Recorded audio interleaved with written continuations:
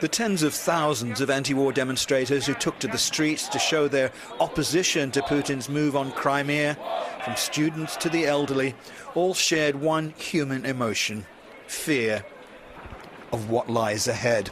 They don't know where their president is leading their country, and Russia's involvement in Crimea and Ukraine frightens them.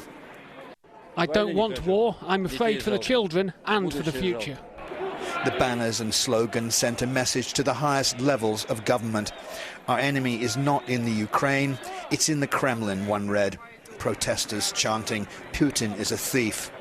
Diplomacy appears to have run its course, and this is the last chance for these anti-war protesters to get their message across.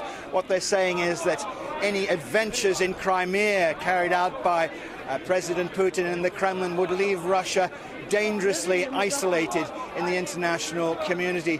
But they're in a minority. More than 60%, perhaps even higher than that, of people in Russia support President Putin's moves on Crimea. Among the marchers, liberal politician Boris Nemtsov, outspoken critic of the Russian president. People here don't want Russia to be left isolated. They want a prosperous country, not an aggressive, poverty-stricken country with nuclear weapons. This was not the only demonstration in Moscow on Saturday. Only a few blocks away, a separate rally held by supporters of President Putin attracted a far smaller crowd. There was a substantial police presence deployed to ensure there were no clashes. But despite the turnout, this is the majority voice in Russia today, an overwhelming endorsement for Putin's involvement in the Crimea and support for the Russian people living on the Black Sea Peninsula.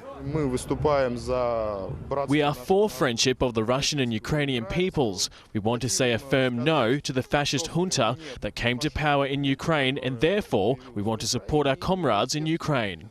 Voting in the referendum gets underway on Sunday morning. Its outcome will delight these people, convinced that the Kremlin's move on Ukraine is justified and now standing ready to welcome Crimea back to Mother Russia.